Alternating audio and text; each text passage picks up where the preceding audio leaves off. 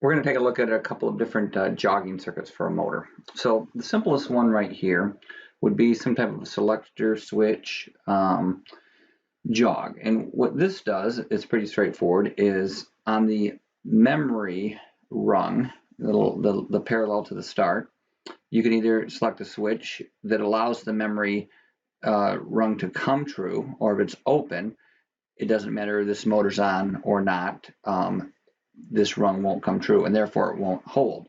So in this case, with it open, when I hit the start, the motor comes on, this closes, but when I let go of the start, this is going to go off because this rung is open. Now if I were to switch this and close this, okay, then what would happen? When I hit the start, I would get memory and it would stay on. So pushing the start here will either run it or jog it depending on the direction of the selector switch. You can use a 2 push button jog. This was 1 push button and a selector. You can do a 2 push button jog, and there's a couple different ways to do that. Both of them essentially the same. So what this one does is, maybe it's easiest to see the jog right away. If I hit the jog, I get the motor to come on, okay? But there's no motor contacts used here for holding. So therefore, when I let go of the jog, it just goes off, okay? When I hit the start though, what the start does is the start brings on a control relay, and the control relay has memory on it. So because I have memory on the control relay, these contacts close as well, and it's really the control relay that is turning on the motor, because you have this path here. So once again, jog turns the motor on, and when I let go, it goes off because there's no motor holding contacts, no memory on the motor. But if I hit the start button, I get the control relay to get memory, and the memory is what turns the motor on. Another way to draw that, and this is what we're going to do in the lab, it looks a little more complicated because it's got some vertical logic here between this control relay, is very similar. Let's start with a jog. If I hit the jog, I get the motor to come on, and I get the motor contacts to close. But the control relay has not been energized, therefore when I let the jog up, there's no path. It either stops here or it stops here, and that will then go off because there's no memory across the bottom here, because the control relay didn't close but the motor did. If I hit start, I get the control relay to come on, and the control relay contacts close here, and they're going to close here, and therefore the motor is going to start, and the motor is going to create my memory right here. And then when I let go of the start, well, the motor is going to stay on. This control relay is going to go off because we just used it to get our memory here. Oh, I'm sorry, it's going to stay on, I meant. Because we used it to get the memory there, and it does create a path for my memory up to there. So these are very similar. One just looks a little bit different than the other. The third way that we don't do in the lab is this one right here. And I have a jog switch that can either be pushed. Let's say I push the jog, I get a path to the motor right here.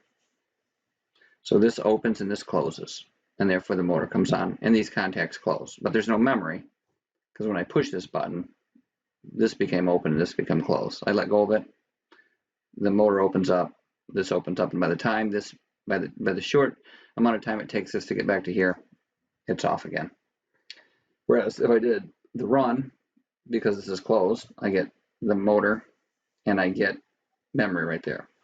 So let me go ahead and we're going to set up and we're going to build this one real quick and see what advantages or disadvantages there are. Okay, let's take a look at building that circuit right here. So the first thing that I did was I ran my power to the primary side of my transformer.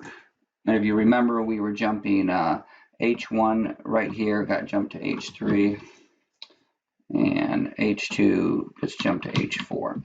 So there's my transformer connections. My voltage for my transformer is this right here. So according to this, my voltage goes from one side of the line to the stop button. So I'm going to use my red button here as the stop. So it's going to come from here, and it goes to the red, which is the normally closed on the stop. The other side of the stop button goes to a run button. So I'm going to go from this side right here, and I'm going to bring that over to the left side of the first button here, because that is the run button. The right side of this run button right here, let's get that one in there, it's a little bit difficult to get in there, goes to the relay or the motor starter. We're just going to use a relay here to demonstrate how that's going to work. So we'll come here to the coil of that. We're not going to do the overloads or anything. So the other side of the relay here goes back to the other side of the voltage. So there we have right there. Okay. So at that point, what I could do is I could hit the run button and this would come on. I'm just going to check it to be sure I'm looking good. Oh, actually, I missed on my voltage here. This is supposed to be open. Good thing I checked that. That's supposed to be open. So that is turning the relay off and on right there. Okay. So I'm going to kill my voltage. Now we're going to go ahead and run in the jog button. So between the stop and the run button, which is this wire right here, I guess I can pick off either one of these. I'll go ahead and pick off on the first one here on top of that. It goes to a normally closed jog. So that would be the normally closed right there. Okay. The normally closed jog goes to the open contacts of the relay. So if I come from this button here, I need to go to the normally open contacts, which would be this one. Okay. And then the normally open is going to be this one here. And then that goes back to the motor. Okay. And so that was going to be just on this side right here. So that would be the jog button. And that should, because the jog button is closed, sorry, and it runs through the memory, so I should be able to get memory. So just checking, I should be able to hit start. I'm sorry, start. And I should be getting memory. Okay. Okay, now then my final connection is I want to run through the open of the jog button around to the motor. So that once again is this location here. I'm going to jump right on top of that again. And then it goes to the open sides of that push button right there. And then that push button right here. I might have to switch these with a little shorter one in there. Bear with me. I'll use the short one here. Okay.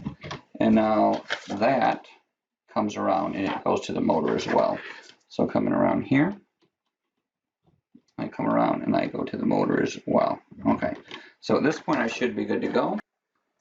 And there you have it. So this latches it on and that stops it. Start, stop. At the same time, I can just hit this and this temporarily turns it off and on. So maybe the benefit of this is if I were to latch that on, right, I could then kill it by hitting this right here. This kind of serves as an e-stop as well. If I'm on and I hit this, that stops it, because to going from jog to run, you then have to end up breaking the circuit if you hit the jog button.